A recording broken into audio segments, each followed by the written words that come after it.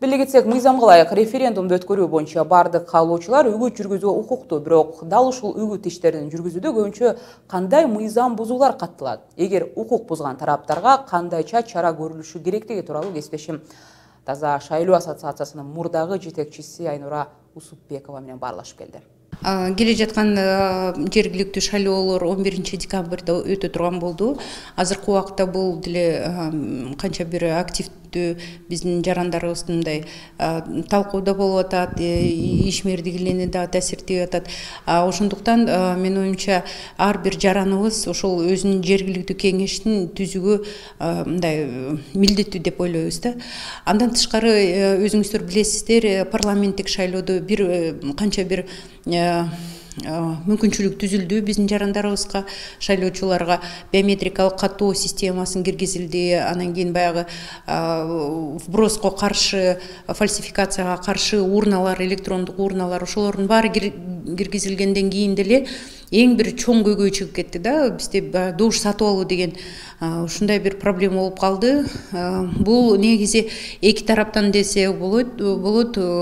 Парламентке катышкан биздин кандидаттарыбыз тарабынан, анан кийин биздин шайлоочулар тарабынан деле мындай кандай бир канча бир нечен мындай фактылар болгондон дагы жоопко эч ким тартылбады деп биз ошо нааразы болуп калдык, биздин байкоочулар. Ошондуктан ушул проблема болбос үчүн азыркы убакта Жогорку кеңеште биринчи талкуудан өттү мыйзам долбоору.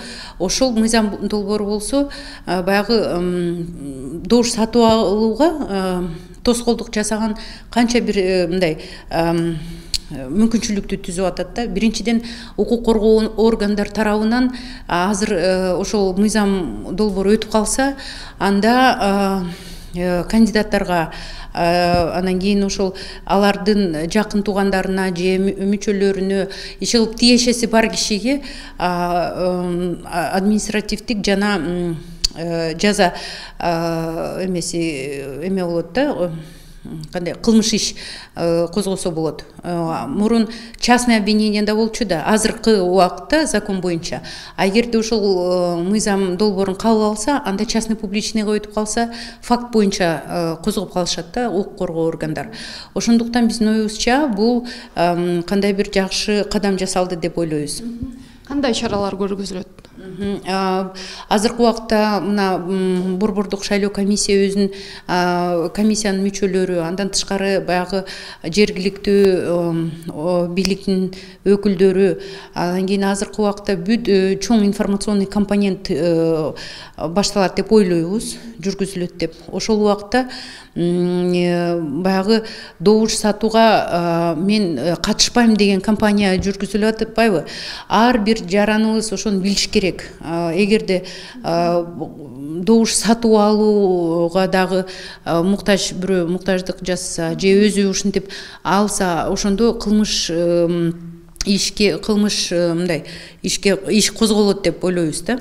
Баягы биометрикалык каттоо мурун бир кыйынчылык чыкпадыбы? Шайлоочулар өздөрүн таба албай, анан кийин тапса дагы баягы пин менен киргизүү мындай көп кандай десем кыйынчылыкты участкаларда киргизген болчу. Азыркы убакта ГРС менен мамлекеттик каттоо кызмат системасы менен борбор шайлоо комиссиялары алар ушундай бир механизмди иштеп чыгышты.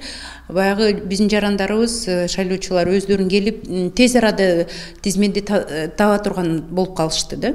Анткени биринчиден шайлоо бул жаңы эреже болуп калды. Шайлоого жалаң эле биздин ID карта менен катыша турган болуп калды. Андан тышкары баягы поиск болгондо пин номер бар го, ошолордун баарын азыр мамлекеттик каттоо кызмат системасына берилди. Ошондуктан поиск мындай тагыраак болот да.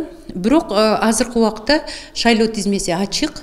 Жарандарыбыз келип ошол өздөрүн тактап билиш керек. Ошол заявление жазып, эгерде фамилиялары туура эмес болсо, адрестери туура эмес болсо, анда азыркы убакта мүмкүнчүлүгү бар да эме оңдошко.